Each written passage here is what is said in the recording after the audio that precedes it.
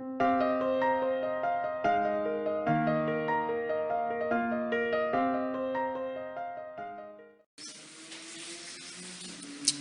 a continuar con nuestra exposición del capítulo número 5 de la carta del apóstol Pablo a los Gálatas. Vamos a tratar 3 versículos. La semana pasada tuvimos la oportunidad de arrancar este capítulo exponiendo el versículo número 1. Pues vamos a avanzar por los versículos número 2 al 4. Versículo 2, 3 y 4. Y el sermón de esta mañana lo he titulado La tragedia del esclavo.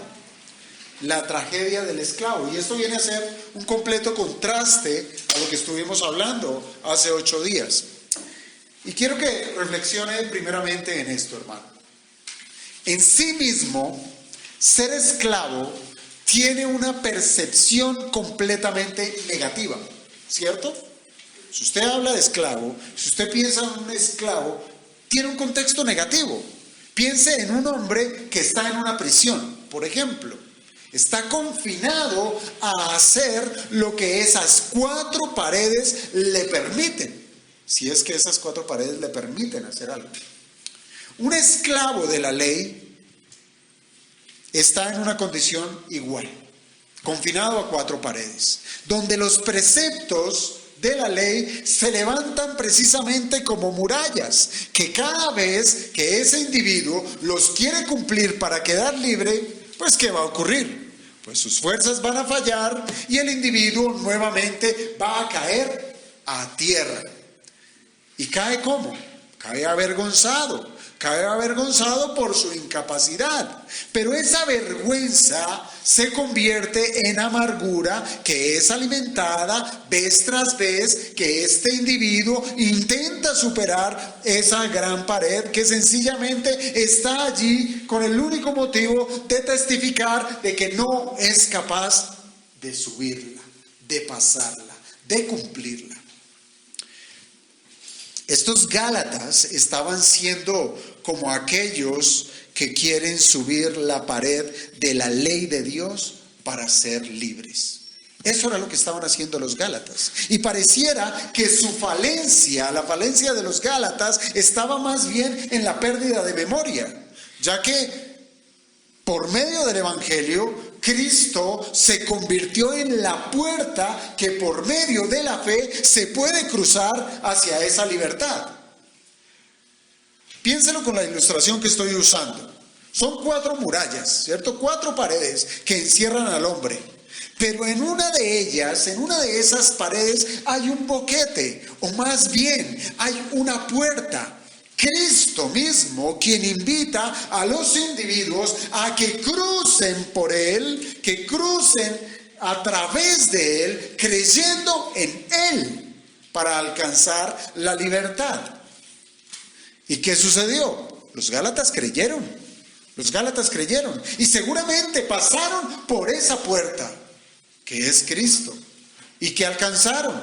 Alcanzaron la libertad. Pero al parecer, lo que nos está presentando aquí el apóstol Pablo por medio de esta carta es que estos Gálatas quisieron volver a entrar a esas 4 murallas, a esas 4 paredes e intentar subir por ellas para alcanzar la libertad que ya tenían.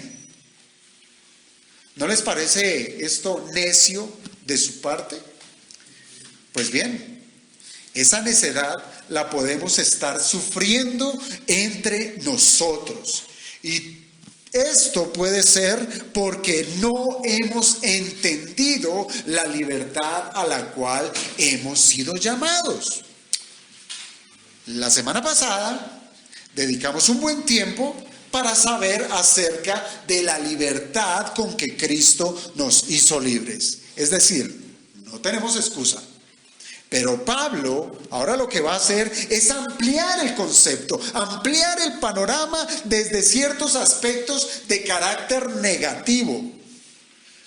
En el escenario, cuando los individuos quieren confiar en las obras de la ley. Y tiene mucho que ver con la libertad, Porque querer obedecer la ley es querer esclavizarse, es decir, ir en oposición a la libertad que ya gozamos. Mire, cumplir la ley, aunque tenga apariencia de piedad, cuando se hace con la intención equivocada, como es el caso que enseña esta carta, de pretender ser justificados por cumplirla, hermanos, no podemos pensar que la única consecuencia es no alcanzar lo que se quiere. Es decir, no alcanzar la justificación. Esa no es la única consecuencia, aunque lo está. ¿Sí? Todo aquel que pretenda justificarse por la ley se va a encontrar con una negativa, que no lo va a hallar, no va a ser justificado por la ley, pero esa no es la única consecuencia. Esto es verdad, no va a obtener la justificación. Nada, ¿por qué? Porque nadie puede cumplir la ley de tal manera para ser justificado. Además, si usted, por ejemplo, ha sido expuesto al Evangelio, como lo estuvieron los Gálatas, quienes efectivamente creyeron en las promesas que solo se hallan en Cristo y que pueden ser disfrutadas solamente por medio de la fe. Ahora, volver al sistema legalista tiene serias, muy serias implicaciones, las cuales es más que necesario, hermanos, que seamos advertidos, y para ello vamos a estudiar esas advertencias que encontramos en los versículos 2 al 4 de Gálatas 5. Y quiero ilustrar esto primero. Por ejemplo, cuando usted va por la carretera, va conduciendo su vehículo y de vez en cuando usted atiende las señales que regulan la velocidad. Usted ve un 60 y ahí mismo usted mira su tacómetro y dice, uy, voy en 70, bajémosle un poquito, ¿sí? De vez en cuando usted atiende a esa señal que regula la velocidad en la vía. Y créame que cuando lo llama usted un policía de tránsito, un agente de tránsito, él jamás, óigame bien, jamás lo va a llamar a detenerse para felicitarlo. ¿Sí? Nunca usted va a encontrar eso. Nunca lo van a llamar a orilla ese señor, quiero felicitarlo por su buen comportamiento en la vía. Nunca. Usted es un violador de la ley. Usted pasó a una velocidad mayor de la que debía. Puede que no sea, que usted no se haya dado cuenta o que desconocía alguna norma. Pero ya sea, hermano, por imprudencia o sea por ignorancia, usted es requerido por la autoridad. El agente de tránsito quizás le dirá, ¿acaso usted no se dio cuenta que iba a una velocidad mayor de la permitida? A lo cual usted dirá, no me di cuenta. O se defenderá diciendo que la vía no estaba señalizada. Pero sea cual fuere, hermano, el argumento, usted va a cerrar siempre su discurso diciendo, no lo vuelvo a hacer, perdóneme, no lo vuelvo a hacer. Pero, hermano, recuerde que el principio general del derecho dice dura lex sed lex. Cuando yo presté servicio militar, los antiguos, los soldados que estaban llevaban más tiempo, eran caleños, y ellos decían, dura la les es la les. Y vaya uno a preguntarle qué significa eso, ¿sí? Porque lo ponían a hacer, bueno, más ejercicio. Pero se referían a esto, dura lex sed lex, lo cual significa, la ley es dura, pero es la ley. Dura la ley es la ley. Por tanto, las consecuencias, en nuestro ejemplo que le estoy brindando, no se van a hacer esperar. Van a venir secuelas propias de la ley que le van a acusar a usted como culpable, como un transgresor. Eso por un lado, ¿sí? Usted es culpado por la ley y esa es una consecuencia por un lado. Pero piense que además de que a usted le pongan un comparendo, le coarten su libertad y le quiten su carro. Son dos elementos. Lo multan por ser transgresor de la ley y ahora le quitan su carro, le coartan su libertad, ¿sí? Es decir, esa libertad que usted gozaba por conducir por la carretera será afectada. Ahora, piense por un instante. ¿Acaso no habrá consecuencias para aquellos que han sido liberados por Cristo y que ahora quieren someterse a la ley como medio de justificación? Claro que sí. Van a haber consecuencias. La respuesta es sí, un definitivo sí. Hay consecuencias, sí hay consecuencias. Y son las que nosotros podemos leer en los versículos 2 al 4. Dice el apóstol Pablo: he aquí, yo, Pablo, os digo que si os circuncidáis, de nada os aprovechará Cristo. Y otra vez testifico a todo hombre que se circuncida, que está obligado a guardar toda la ley. De Cristo os desligasteis, los que por la ley os justificáis, de la gracia habéis caído.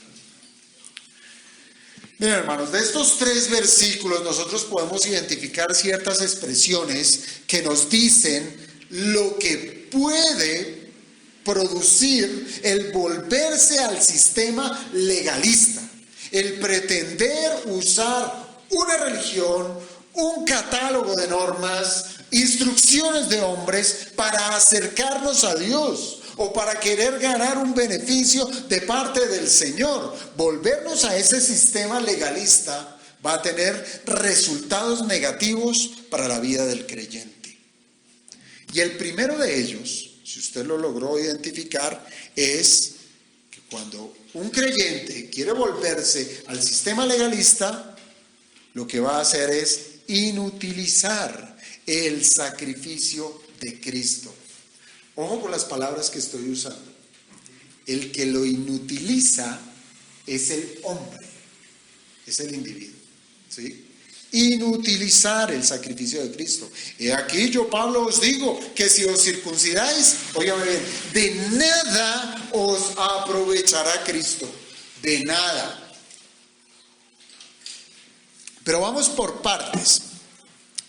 Fíjense que si el versículo 1, como lo veíamos la semana pasada, se trataba de un mandamiento, ¿cierto? Porque eso es lo que era, un mandamiento, mantenernos firmes en la libertad con la que Cristo nos hizo libres, ¿sí? El carácter de autoridad se hace sentir con mayor rigurosidad aquí en el versículo 2.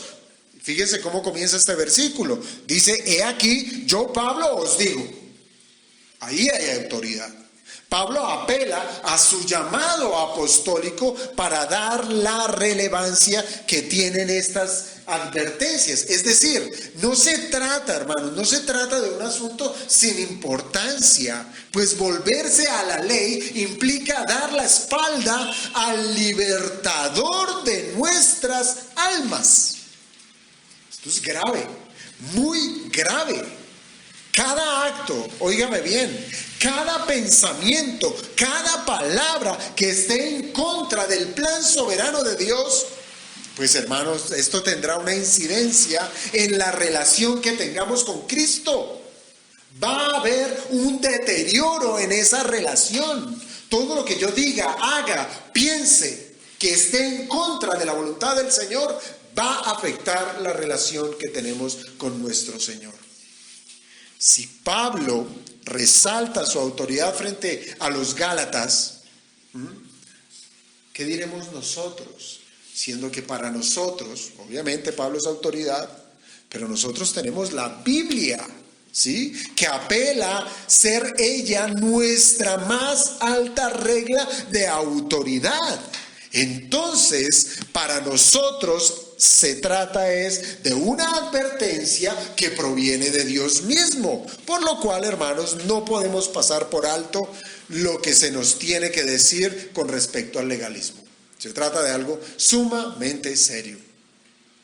Pablo habla con autoridad, la cual fue conferida por Cristo mismo, ¿verdad? Y que además de esa autoridad a Pablo le acompañaba el peso de la experiencia, ya que Pablo predicó el evangelio de la libertad, pero también él vivió sujeto en su momento al legalismo, siguiendo siendo un seguidor acérrimo de la ley, siendo circuncidado y enseñando la circuncisión como medio de acercarse a Dios. Así es que Pablo tenía toda la perspectiva, lo que fue en su momento y ahora lo que ven los judaizantes era verse a él mismo. Y ahora, bajo la autoridad de Cristo, como apóstol, él cierra la puerta rotundamente a ese tipo de enseñanza legalista. Y de esta manera, hermanos, de su experiencia, de la experiencia del apóstol, debiéramos aprender. No solamente los Gálatas, sino también todo aquel que quiere abrazar el legalismo. ¿Por qué? Bueno, porque la salvación, fíjese que la salvación recibida por Pablo le llevó a renunciar de manera inmediata el camino de la ley para ser justificado. Eso fue inmediato, eso no fue a cuentagotas, eso fue automáticamente. ¿Por qué? Porque son dos elementos que se repelen. El legalismo repele la libertad de Cristo. La libertad de Cristo repele el legalismo. Esto quiere decir, hermanos, que la libertad, que es por la fe, es completamente excluyente a cualquier otro medio para alcanzar el título de inocente. Y lo aprendemos, es decir, lo aprendimos cuando recibimos el Evangelio. A nosotros se nos enseñó que solo hay un camino y es Cristo. Solo hay un medio, solo hay una obra, solo hay un sacrificio. Por tanto, solo hay una manera para alcanzar la justicia de Cristo. No hay varios, solo uno. Y en la práctica, hermanos, este distanciamiento entre la libertad, que es por la fe, y el legalismo de obedecer la ley para alcanzar justicia, es muy amplio. Y se hace notorio, ya que al lado opuesto de ser libre, ¿a quién podemos encontrar? A un esclavo. Al lado opuesto del libre, solamente puede hallar un esclavo. Un esclavo que se somete precisamente al yugo de esclavitud de la ley. Por eso debemos llegar a la conclusión: o se es libre o se es un esclavo. Usted no puede ser un esclavo libre, ¿sí? O se es libre o se es un esclavo. Y fíjese que esclavizarse a la ley es rechazar, oígame bien a esto, esclavizarse a la ley es rechazar tajantemente la doctrina de la justificación. Pare contar. Usted se esclaviza a unas normas, se esclaviza a un manual para querer ganar la justicia, y usted lo que está haciendo es declarando abierta oposición a un mandato de Dios, a la doctrina de la justificación. Hermanos, Pablo es puntual en su advertencia cuando dice a los Gálatas: si os circuncidáis, de nada os aprovechará Cristo. Esto es claro. Esa es la advertencia que hace el apóstol. Si os circuncidáis, de nada os aprovechará Cristo. Y hermanos, es aquí donde nosotros encontramos nuestra primera advertencia que causa el legalismo. ¿Y es cuál? Hacer inútil la obra de Cristo. Usted abraza el legalismo y lo que está haciendo es hacer inútil la obra de Cristo. Miren, los judaizantes, ellos querían imponer sobre los creyentes gentiles la señal del pacto con Abraham, con la cual pretendían identificarse o que estos Gálatas se identificaran con el pueblo de Dios, ¿sí? Pues no podemos negar, hermanos, que de esto se trató la circuncisión en el Antiguo Testamento. Pero Dios pactó con Abraham para darle promesas que se desprenden es de la gracia. Y esas promesas son cumplidas, óigame bien, no en el pacto abrahámico, sino que son cumplidas en el nuevo pacto, donde la sangre de Cristo es la señal del nuevo pacto. Sígame con cuidado a esto.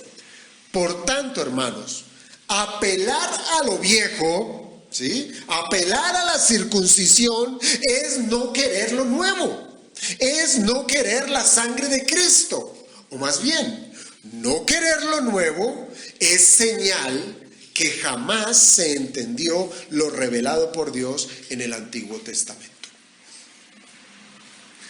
Miren, la señal de la circuncisión tenía el propósito de expresar la relación personal entre Abraham y Dios. Ese tenía como objetivo.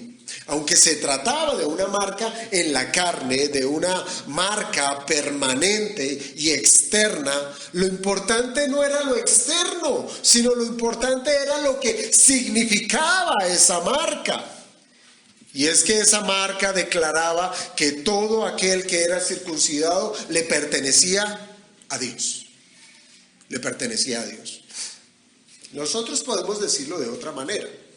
La circuncisión fue la forma por la cual Dios enseñó que los que pertenecen al pacto se identifican con Dios. Y aunque se trata de una señal externa, lo importante es lo que indica la señal, no la señal misma, es lo que indica la señal. Y lo que indica la señal de la circuncisión es la realidad interior de algo que Dios ha hecho.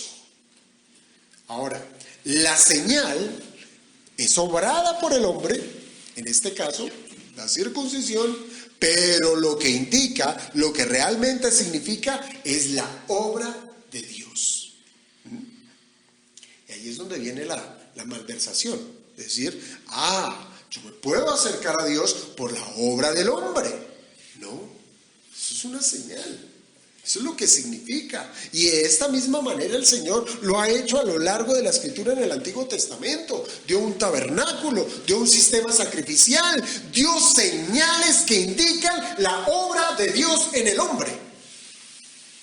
Pero el hombre, ¿qué hizo? Abrazó la señal, se quedó con la señal, se quedó con lo terrenal, se quedó con lo externo, se quedó con el oficio de hacer obras.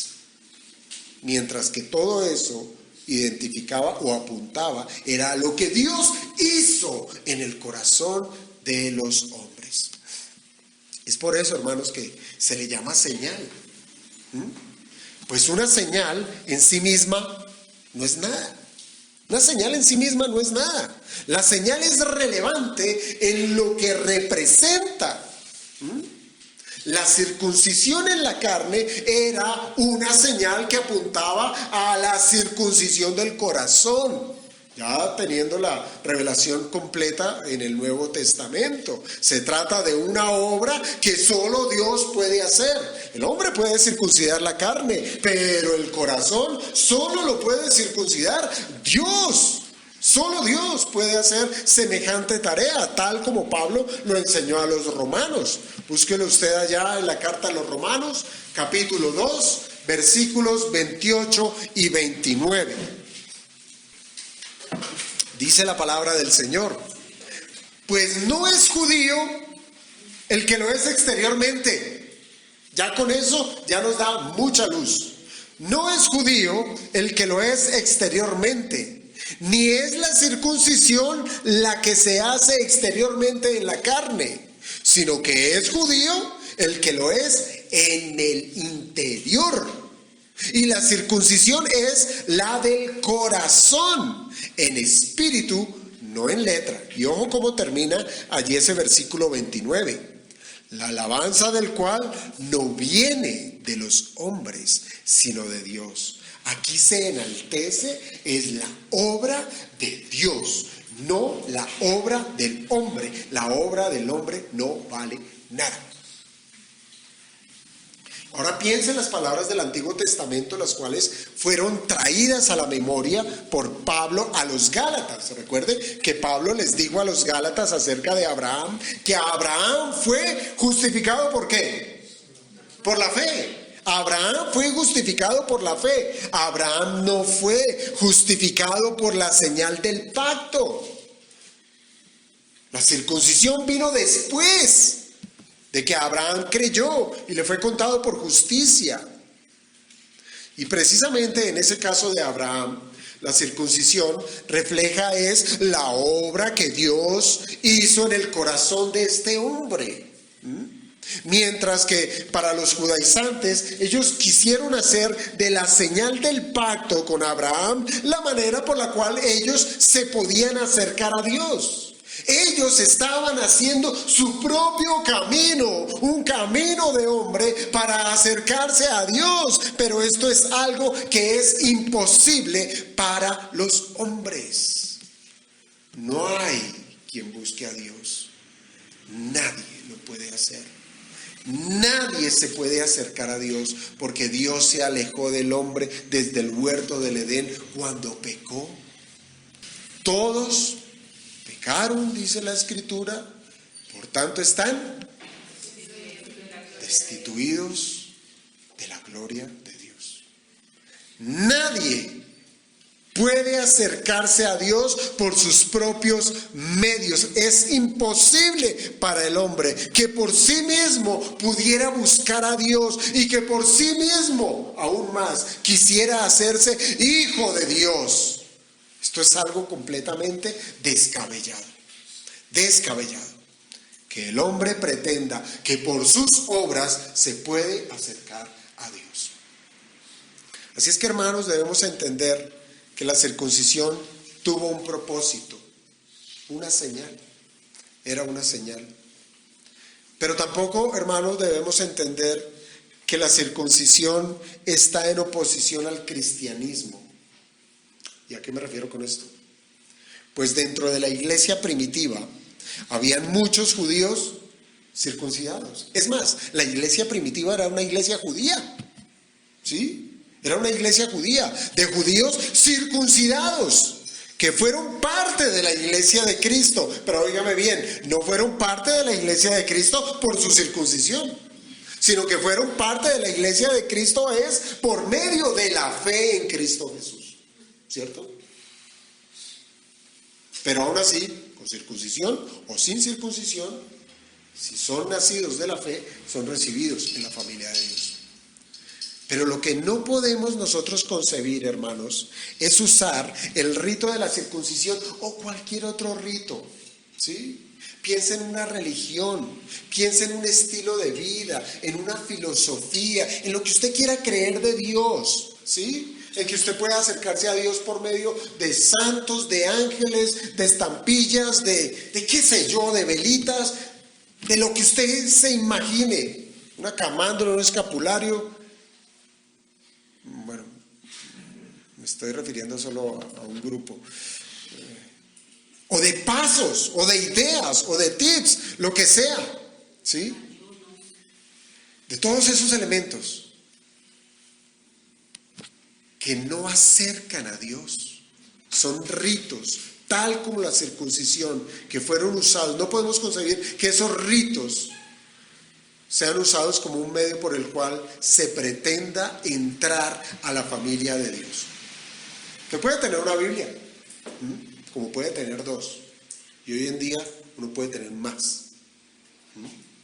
Mire, qué interesante, alguna vez un predicador decía esto, y es que anteriormente el diablo quería atacar, siempre ha querido atacar la palabra de Dios, y lo vemos ahí en la tentación a nuestro Señor Jesucristo, que usa la Escritura para tentar a nuestro Señor. ¿Sí? Y aún desde el Génesis, ¿cómo la quiere desvirtuar? Ya en el medioevo el diablo la quería destruir, se quemaban las Biblias, la Biblia era oculta para el pueblo. Pero hoy el diablo tiene otra estrategia, que la gente tenga muchas Biblias, muchas, y se jacte, Reina Valera, King James, en griego, en hebreo, no sé qué, Y entre más Biblias, menos la leen. Menos la leen. Ahora, usted puede tener una Biblia, ¿sí? Usted puede tener una religión. Usted puede tener una creencia, ¿sí? Pero nada de eso lo va a llevar a la salvación. Porque es Cristo el que salva. Es Cristo. piense que la obra de salvación es completamente de Dios y solamente de Dios. Entonces, si la Biblia dice que es por la fe, pues la Biblia también nos dice que esa fe es dada por Dios. Es dada por Dios. Ahora bien, hermanos, si a semejante regalo, al regalo de la salvación, ¿sí? Mire, es que el Señor nos rescató estando en lo más inmundo de nuestro pecado. Dice la Escritura, aun cuando éramos pecadores, cuando éramos enemigos de Dios, cuando éramos débiles, en esa situación el Señor nos vino a buscar. En esa situación. Él no esperó a que dejáramos de pecar. No, en esa situación tan reprochable, Él vino y nos salvó. Ahora, no lo merecíamos. Nos concede la salvación por medio de una fe que no teníamos. Nos da la fe y por medio de esa fe nos da su gracia, nos salva. Ahora, con semejante regalo, eso de buscar un medio paralelo para buscar la gracia de Dios, pues hermanos, eso no es otra cosa que un insulto en contra de Dios. Eso es insultarle.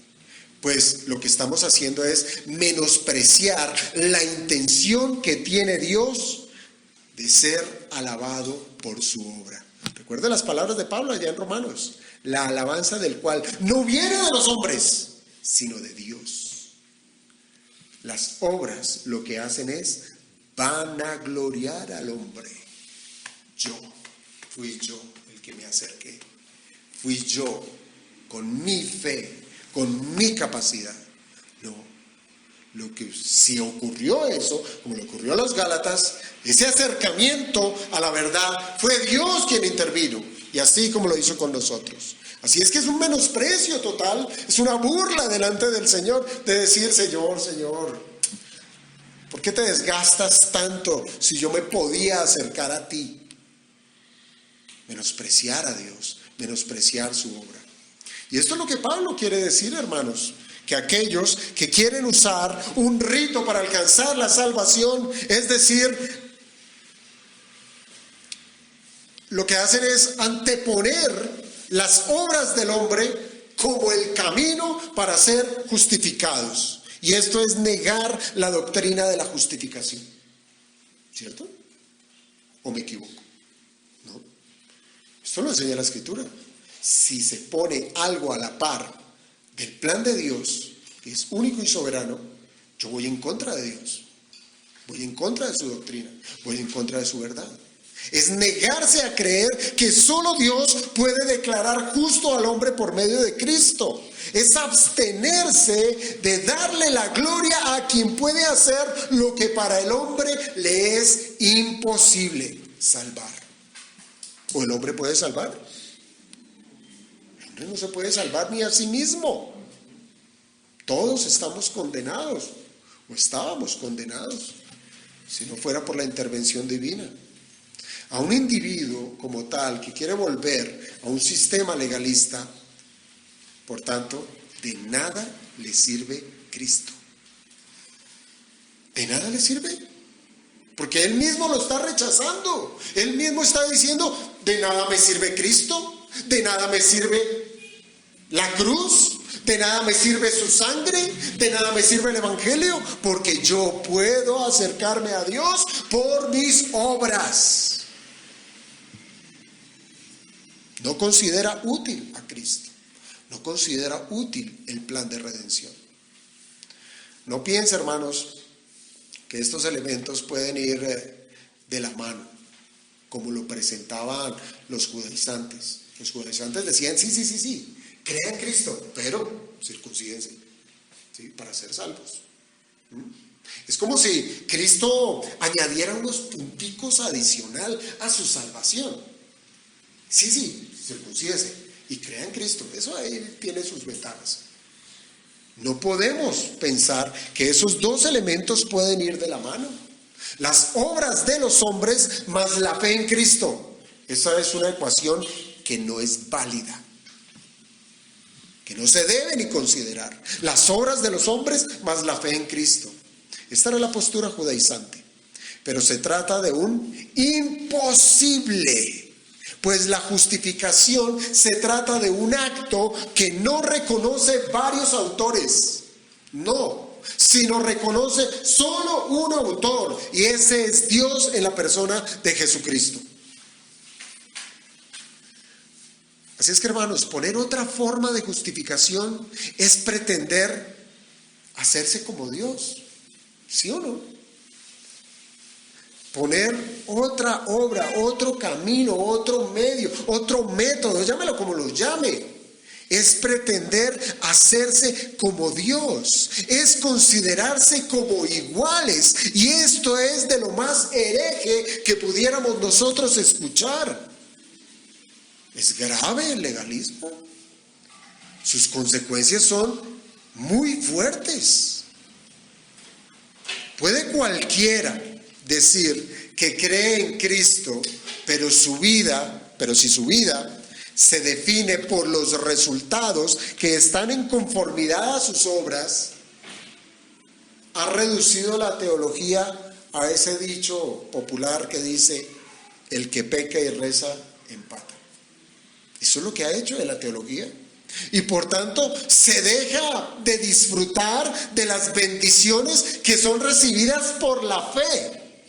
Pues querrá ser bendecido es por su propio esfuerzo, y así no va a poder disfrutar de las bendiciones que están en Cristo. Pues se tratan de bendiciones que provienen es de la gracia de Dios, no del esfuerzo del hombre. Proceden de la gracia de Dios, que Él las concede para los que creen. Y fíjense, la primera bendición que se pierde cuando se vuelve a un sistema legalista, ¿cuál es? La libertad. Esa es la primera bendición que se pierde, la libertad de la cual ya Pablo nos habló en el versículo 1. Estad pues firmes en la libertad con que Cristo nos hizo libres, y no estéis otra vez sujetos al yugo de esclavitud. Entonces, hermanos, nosotros podemos decir que el esfuerzo de cualquier hombre por pretender recibir las bendiciones de Cristo, pues ¿en qué va a resultar? Va a resultar en negarse a creer que el sacrificio de Cristo le es útil para sí. En eso, en incredulidad, se niega a creer que el sacrificio de Cristo es útil para el derramamiento de la gracia de Dios. Pues él ha encontrado un mejor camino, según él. Hermanos, esto no es otra cosa que menospreciar la muerte del Salvador. Y además de ser pecaminoso, porque esto es altamente pecaminoso, es de tontos pensar que Cristo es un adicional en nuestro paupérrimo cumplimiento de la ley. Que el Señor me perdone por lo que voy a decir. Ayer yo miraba por la ventana a mi vecino, pero también miraba a mi carro. Estaba mirando el carro del vecino y mi carro. En mi carro le está saliendo una manchita ahí en la capota, por el sol y bueno, otros elementos. Pero el carro del vecino, si es que hágame el favor, ¿sí? Yo creo que la pintura se le cae sola, ¿sí? Se le cae.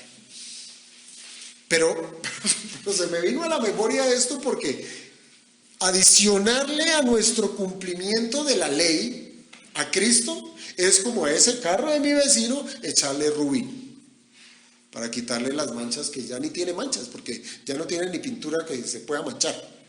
Pero eso estaban haciendo, le estaban echando rubí. Entonces me ayudó para poder ilustrar esto. Es como decorar algo que no tiene presentación. Querer traer las virtudes de Cristo y apegárselas a mis obras, a mi cumplimiento de la ley, que es imposible, puede resultar de eso un desastre. Un desastre. Muy bien. Entonces tenemos como primer lugar que el resultado negativo de aquel que quiere volver al legalismo lo que hace es desvirtuar completamente a Cristo y la obra para sí mismo. Y el segundo resultado que nos presenta aquí el apóstol Pablo es la obligación a cumplir toda la ley. Si quiere desechar la libertad, pues se hace un esclavo. Y si se hace un esclavo no tiene premisas.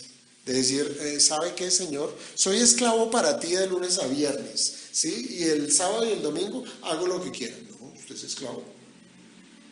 Esclavo es esclavo en todo, en cada momento. Bien lo dice el verso 3. Y otra vez testifico a todo hombre que se circuncida, que está obligado a guardar toda la ley. Toda la ley. Fíjense cómo comienza este verso. Y otra vez testifico.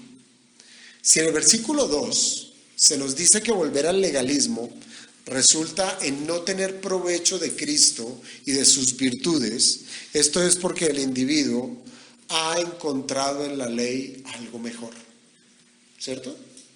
Se dejó endulzar, vio en la ley algo, y le gustó, algo mejor. Usted cuando se va a comer un postre, usted ve allá atrás los postres y usted, ay, uy no, pero este es como mejor. Bueno, y después resulta comiéndoselos todos, pero bueno, ese no es el caso. El caso es que usted decide por el mejor. Y en este caso que nos está presentando el apóstol Pablo, es que encontró que en la ley había algo mejor que Cristo. Algo mejor que Cristo. Y recuerde las palabras de nuestro Señor Jesucristo cuando Él dijo, nadie puede servir a dos señores. Usted no puede servir a Cristo y servir a la ley. No. Nadie puede servir a dos señores. Y en lo que respecta a este versículo 3, es muy relevante su significado, pues si lo que se quiere es servir a la ley, entonces tendrá que hacerlo bajo los términos de la ley, de ese señor al cual se quiere esclavizar. Se tiene que sujetar a lo que la ley le impone. Y Pablo es claro en sus palabras, y seguramente no era la primera vez que se los decía a los Gálatas. Por eso es que dice, allí comienza el versículo diciendo, y otra vez testifico. Es como otra vez les insisto en este tema.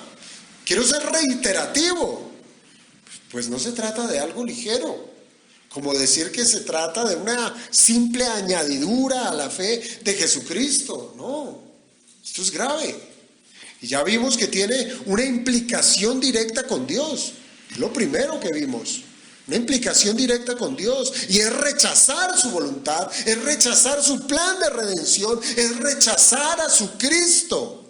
Pero además de todo esto, que de por sí ya resulta escabroso, el individuo que quiere someterse al legalismo debe entender que el sometimiento es pleno. Es pleno. Los judíos que buscaban hacer discípulos de su religión, ellos comenzaban precisamente con este discurso de imponer el acto externo de la circuncisión. Esa era su manera de entrar y hacer discípulos. Pero detrás de esa práctica de la circuncisión venía una serie de responsabilidades que obligaban al circuncidado. Prácticamente, hermanos, se trataba de someterse al judaísmo en su totalidad. Y el judaísmo es algo sumamente extenso y amplio de cumplir. Y hoy uno ve que se decían cristianos, ¿sí? Guardando fiestas judías, un gorrito ahí en la cabeza, usando palabras hebreas, pretendiendo ser judíos. Y bien lo dijo Pablo, fíjese con el tema de los Gálatas, que se trataba de una advertencia reiterada. Pues si usted lo lee en el capítulo 4, en el versículo 10, de ahí de Gálatas, el apóstol ya les había dicho a los Gálatas, guardáis los días, los meses, los tiempos y los años. Esto no se trataba de algo nuevo. Y estos Gálatas no solamente circuncidados, sino que ya habían caído en unas prácticas sumamente profundas. Se trataba de celebraciones judías, las cuales estaban permeadas por las leyes ceremoniales con todo el ritualismo que esto implica. Por eso es que Gálatas 4:10 viene a ser como la evidencia de la tragedia en la cual estaban cayendo los gálatas. Pues someterse a la ley implicaba invertir sus vidas a guardar todo precepto que Cristo abolió. Qué curioso, ¿no? Se estaban esclavizando a leyes que Cristo abolió. Y vale recordar, hermanos, que lo que abolió Cristo fue la ley que ordenaba sacrificios, fiestas, ayunos, etcétera, que eran solamente sombras del sacrificio perfecto de Cristo.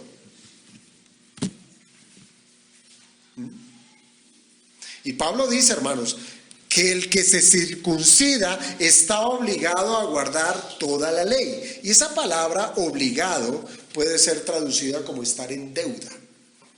El que se circuncida está en deuda a ese Señor, a la ley. Está endeudado, es esclavo. Ahora, piensen esto. Si la intención de la circuncisión era la salvación, porque eso era lo que se enseñaba, ¿sí?, que era la salvación, entonces aquellos que tomaban el camino de las obras de la ley se hacían a sí mismos deudores de cumplir toda la ley para poder alcanzar la salvación. Esto no era tan sencillo. Si usted quiere ser salvo por medio de la ley, tiene que cumplir toda la ley, toda la ley. Es como aquel que quiere tener la nacionalidad en otro país, ¿sí? Y no se trata de un acto tan simple como de ir a responder unas preguntas en una entrevista, allá en el consulado o donde sea. No, se trata, si usted quiere obtener la nacionalidad de otro país, esto implica someterse a todo el sistema legal de ese país. Usted no puede llegar allá de chistoso a Estados Unidos y decir, no, pero yo soy colombiano y en Colombia lo hacemos así. No. Usted se somete a la ley. Debe someterse, si eso es lo que usted quiere, ¿sí? Y fíjese que desde la carta de Santiago nosotros pudimos estudiar esto con amplitud cuando el escritor dijo en Santiago 2:10, porque cualquiera que guardare toda la ley, óigame bien, porque cualquiera que guardare toda la ley, pero ofendiere en un punto, se hace culpable de todos, de todos. La ley obliga al cumplimiento de todos los preceptos. Así es que con que se falle en alguno, ya la ley se pronuncia en contra del individuo con la acusación de ser culpable de toda la ley. De toda la ley. En ese texto, Santiago después dice, el que dijo, no adulterarás, también dijo, no robarás. ¿Sí?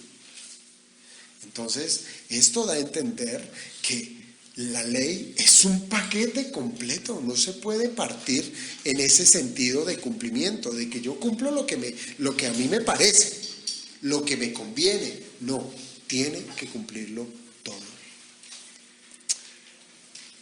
Y hermanos, y esto tiene de por sí ya varios problemas. De por sí esa mesa ya se cae por sí sola. ¿Cuáles problemas? Primero, que la ley demanda el cumplimiento perfecto y continuo de sus preceptos. Perfecto y continuo de sus preceptos. Usted puede arrancar hoy, y va bien. Hoy dijo una mentira, ya, falló, descalificado, culpable. Pero bueno, diga usted que se mantiene y cumple la ley. Es un caso sumamente hipotético. Y cumple la ley. Usted tiene que cumplirla perpetuamente. Porque en el momento que usted caiga, culpable, cayó. Entonces, una pata rota. La otra, ¿cuál es? De parte del individuo, nadie puede cumplir la ley. Nadie tiene esa capacidad. Y en tercer lugar, si fuera el caso, aunque imposible, que cumpliera la ley no puede justificar a nadie. La ley no fue diseñada para justificar. Entonces, por donde usted lo mire, la ley no le sirve en ese sentido para nada. Se montó en el bus equivocado, que no lo lleva a ninguna parte. Entonces, hermanos, el legalista está en un grave error. Ha preferido la esclavitud en lugar de la libertad que Cristo le concede. Y esto nos lleva precisamente al versículo 4 de Gálatas 5, que nosotros podemos abordarlo como una conclusión. Y aunque se trata de un pasaje que al día de hoy ha sido mal interpretado bajo las consideraciones que nosotros hemos tenido del pensamiento de Pablo, no creo que tengamos mayor problema de entender su verdadero significado. Así es que el versículo 4 van a ser las palabras concluyentes que atan a los que se vuelven a las obras de la ley. Y es sumamente duro esa expresión del versículo 4, o dos expresiones.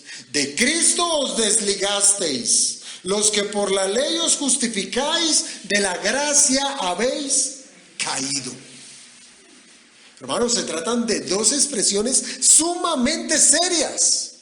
De Cristo os desligasteis y de la gracia habéis caído. Hay quienes han querido hacer de este versículo el sustento para enseñar que la salvación se puede perder. Ahí dice, de la gracia habéis caído, ¿sí? Pero de lo que nosotros llevamos estudiando la carta a los Gálatas, Pablo reiteradas veces se ha referido a los Gálatas, claro, como necios, como insensatos, que se han vuelto al legalismo, pero también los ha llamado hermanos.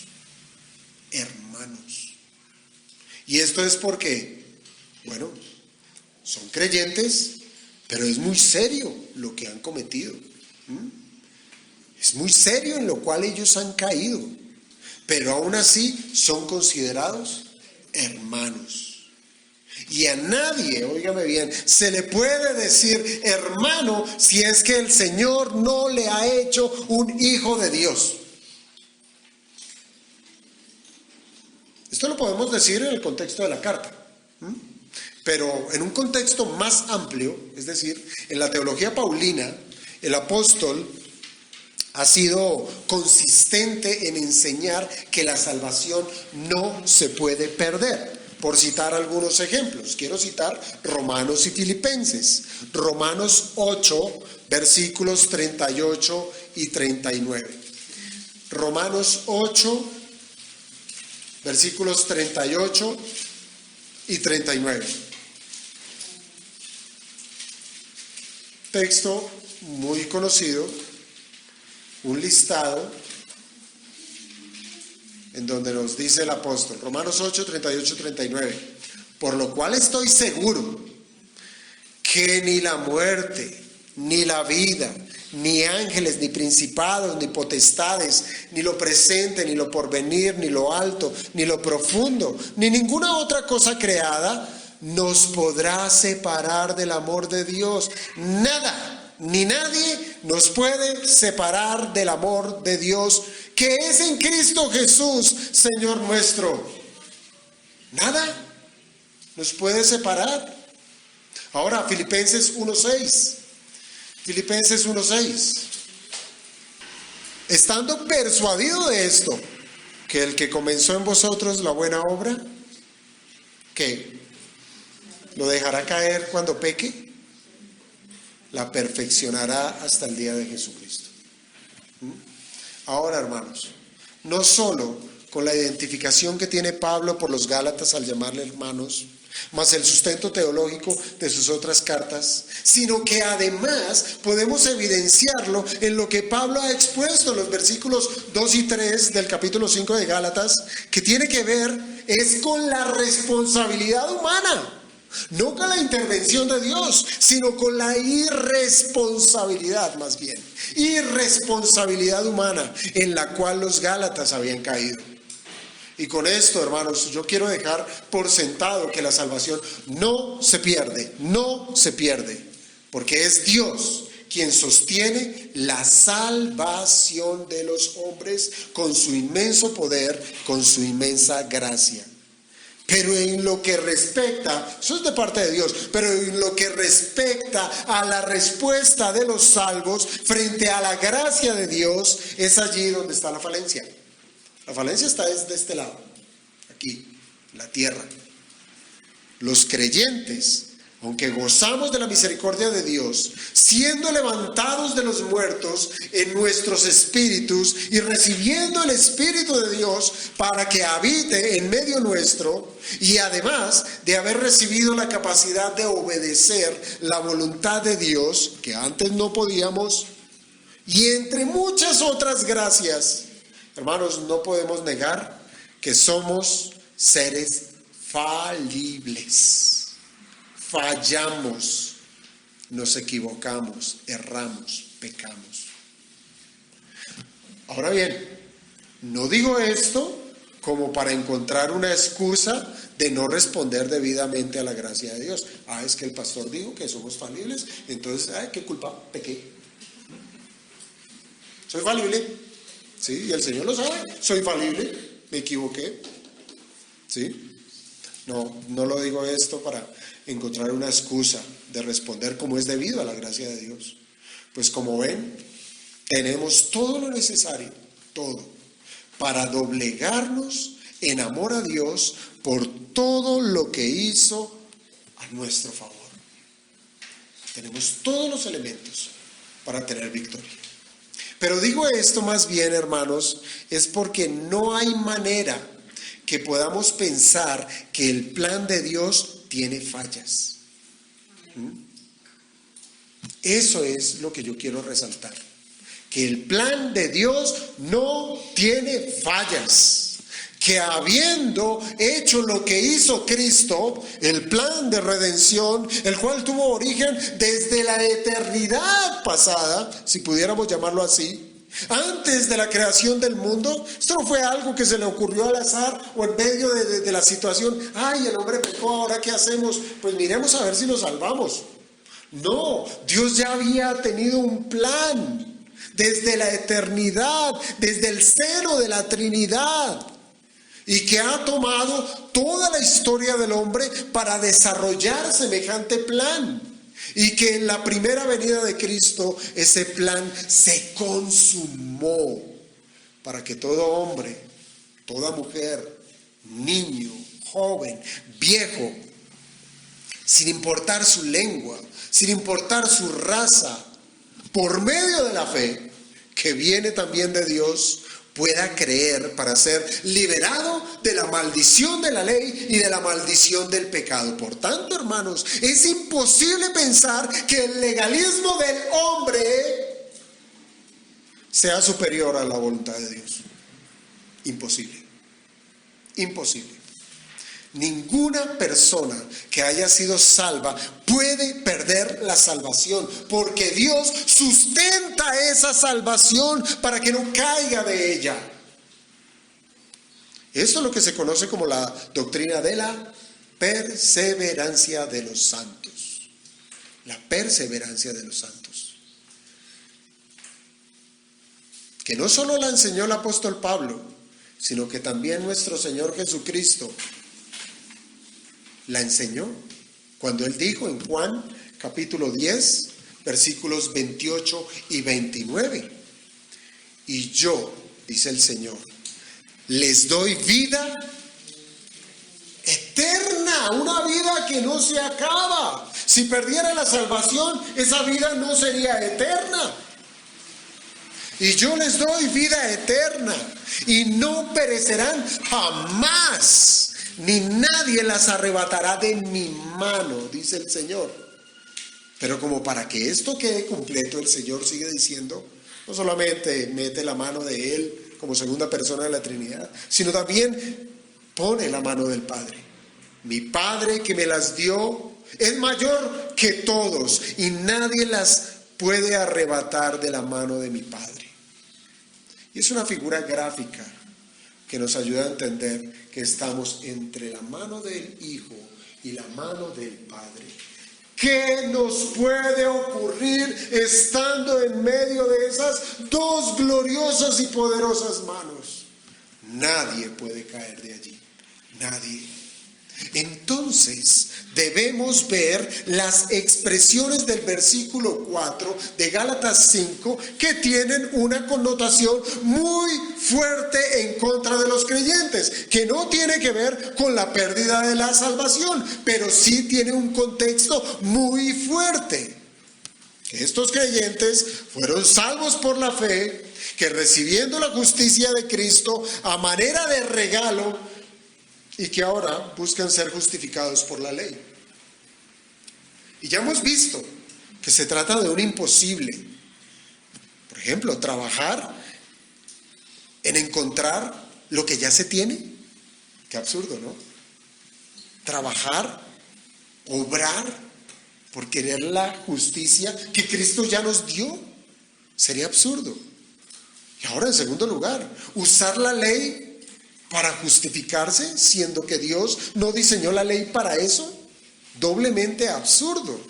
Entonces, lo que Pablo quiere acusar es que se trata de una afrenta en contra de Cristo, en contra de su obra. Se trata de rechazarlo, se trata de ser desagradecidos. Piénsalo usted como padre. Papito, pase a la mesa a almorzar. No quiero. Miren lo que hay detrás de preparar un almuerzo. Yo no sé si ustedes han preparado almuerzo, pero yo sí. ¿Sí? Trabajo. ¿Sí? Dedicarlo. Dedicación. Servir un plato. ¿Para que no lo prueben? Prefiero mis dulces. Prefiero mis golosinas. No es rechazo a la autoridad, no es desagradecimiento. Estos son los Gálatas, estos somos nosotros cuando volvemos a un sistema legalista. Piénselo así: si Cristo es quien otorga la justicia a los hombres para que Dios los declare inocentes, buscar la justicia por otros medios es desligarse de Cristo. Es desligarse de Cristo. Y un ejemplo, es como el niño rebelde.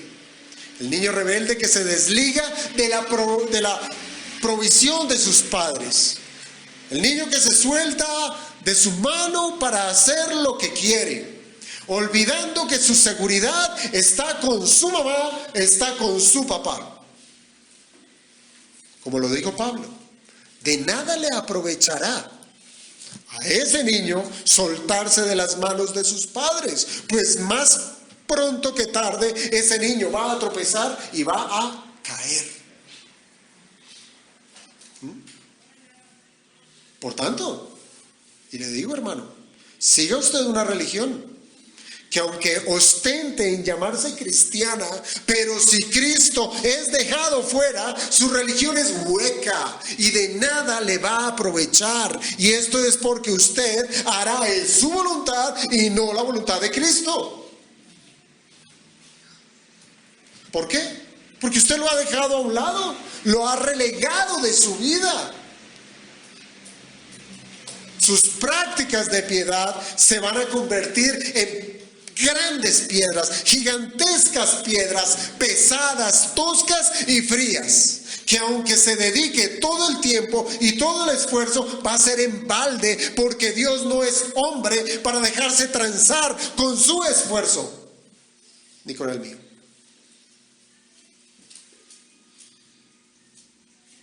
Así es que el apegarse a la ley para alcanzar las bendiciones de Dios es puro egoísmo. Eso es solo egoísmo.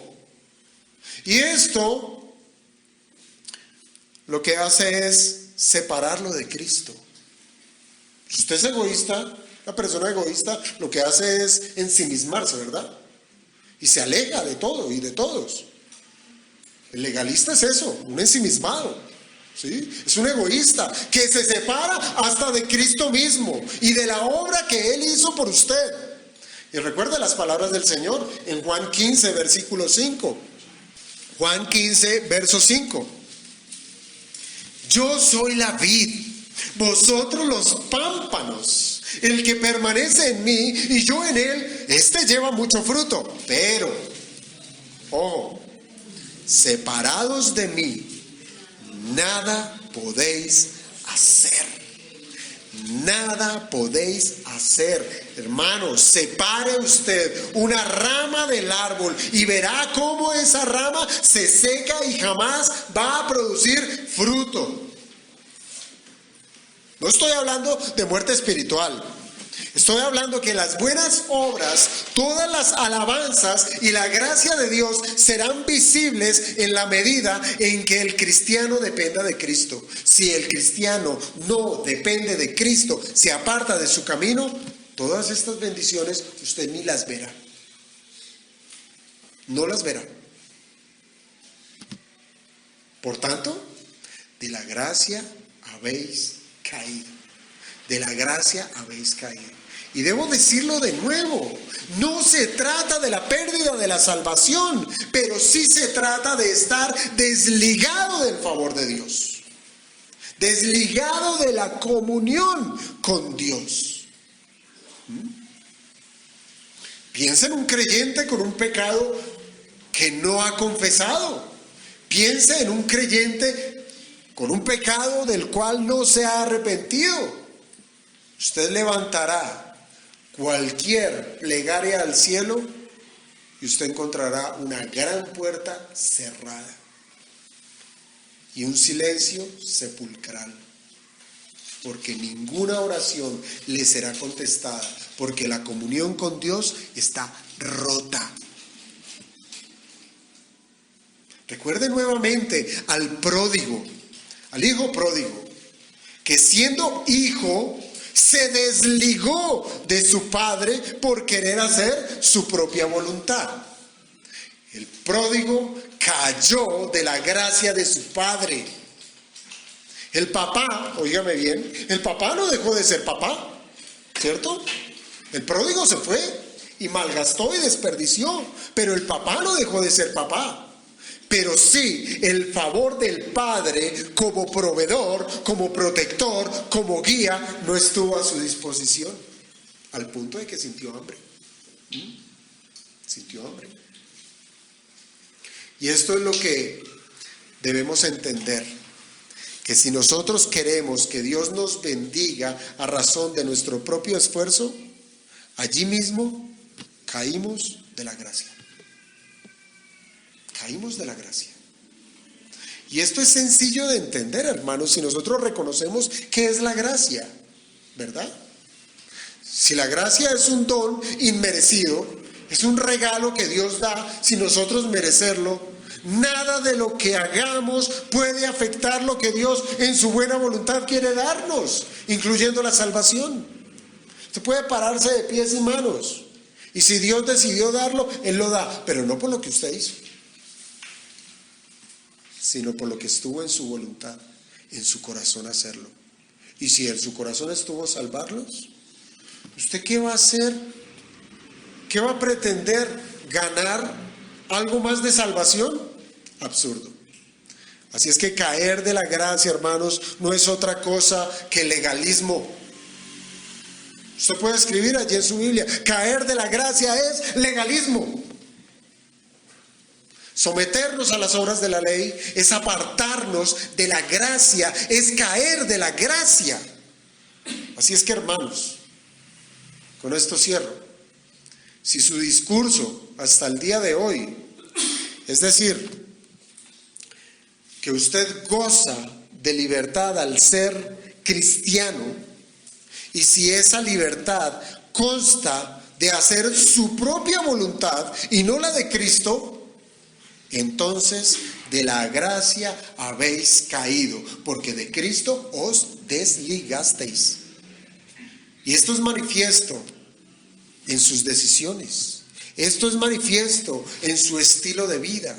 Esto se expresa con abandonar la confianza que se debe tener en Dios, desprovisto de toda confianza, desprovisto de su amor, desprovisto de su cuidado, desprovisto de la obediencia que es por medio de Cristo y por medio de su Santo Espíritu. Esto es manifiesto cuando el amor y el servicio por los demás es un servicio interesado. Es un servicio donde se busca es ser remunerado por ello. Eso es un legalista que siembra para recibir. Cualquier término, en gloria, porque eso es lo que quiere el hombre, gloria, decirle, ay, qué bueno eres, mire, qué dadivoso.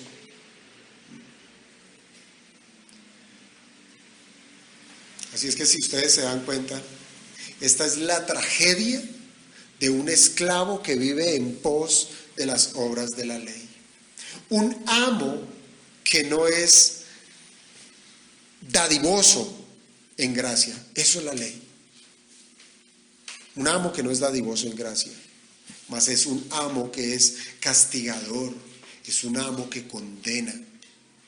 Siendo nosotros hijos de Dios, coherederos con Cristo por la sublime gracia de nuestro Dios, al volvernos a las obras de la ley, nos hacemos mendigos de nosotros mismos.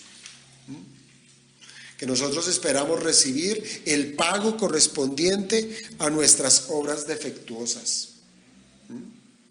Mire, y piénselo de esta manera, y lo digo también con temor.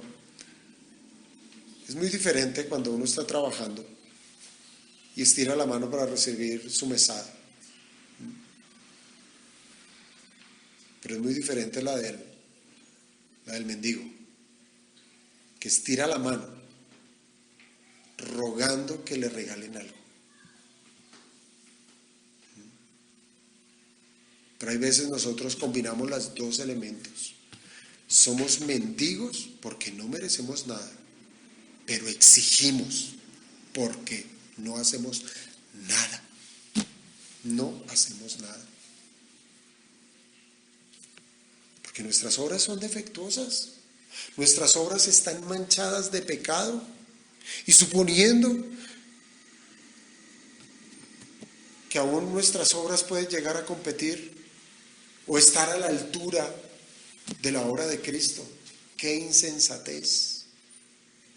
Siendo que nuestro Cristo es el santo, es el justo, es el varón perfecto que cumplió la ley perfectamente y para siempre.